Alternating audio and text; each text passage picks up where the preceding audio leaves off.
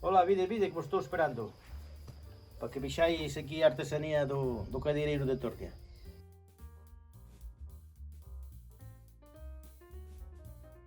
Este oficio é moi antigo. Mira que eu teño 63 anos.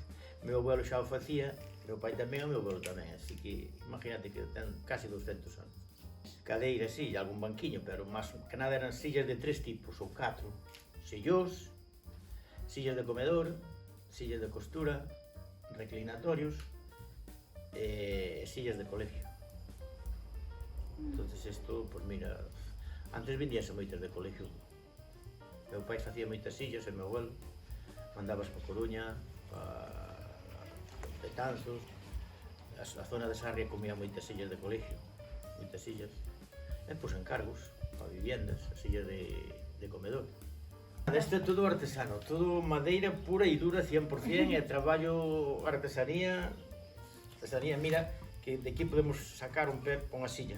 Sí, deste trozo de madeira de castiñeiro, mira, faría así, facemos unha silla. Se teño que preparar a madeira toda, pois isto son 4 días. De 8 a 10 horas todos os días.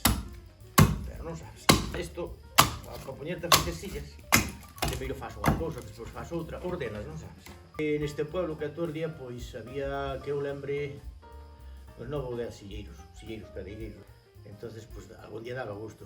Entrabas polo pueblo e sentías, uns estaban armando, outros serrando, outros cocendo as trabillas. Como vedes, aquí maquinaria eléctrica non hai. Toda máquina. Perdeuse. Bueno, perdeuse porque a generación de meus pais pois foron morrendo e a generación que deu miña, pois poucos, naide, que deu só. A xente deulle por non traballar desto. Eu teño unha filla, entonces gustalle tecer. E un día quixo empezar a facer isto, pero non hai forza, nin costumbres, non sabes? Hai que ter cuidado tamén, porque xa ves. Futuro, pois mira, o futuro é incerto. Mario é un alumno que leva aquí 3 anos. Leva aquí 3 anos comigo. Entre os dous, pois xa fixemos cousas, fixemos exposicións por aí, tivemos unha exposición en Lugo. Hombre, isto vai collendo forma. Eu creo que a primeira que fixen tiña 7 ou 8 anos. Pasa que eu despois fui a estudiar, despois deixei de estudiar, empecé a traballar, e agora sou un empregado. Pero isto nunca lle perdí vista. Métome aquí e pasas o tempo volando. Esta é moi bonita.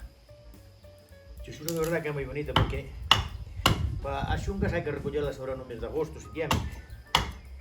No campo, por aí hai que ir ás charcas, buscalas, depois hai que secalas na terra.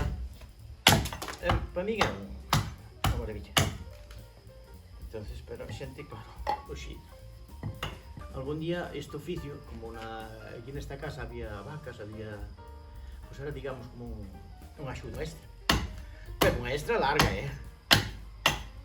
que se traballaba moito. Non ves, voulle dando volta para que a freba non se escape, non? A mí dicíame de coller, por exemplo, un talado, pero digo, non. O día que deixe de facelas como son, o día que non se poden facer como son, deixo de facelas. Porque non quero cambiar nin un ápice a forma de facelas. Para mí perden o mérito. As sillas de Ikea, a mellor, igual duran 4 ou 5 anos. E aquí as sillas teñen 40 anos.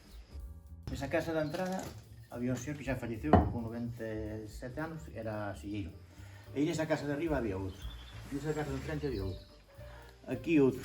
Total, 8 ou 9. E cada un facía as súas. Cada un tiña os seus queridos, cada un tiña os seus clientes. Era cousas bastante personales, non sabes? A veces había pica a ver que nos facía mellor, esas cousas. Podeche contar un chiste do meu abuelo. Bueno, chiste non, unha maneira de celebrar cando acababa de facer unha remesa. O mellor preparaba 40 ou 50 sillas de costura ou de comedor. E había unha pendella. E des que as tiña todas ordenadas e preparadas, pois, aí daba unha jota. De contento.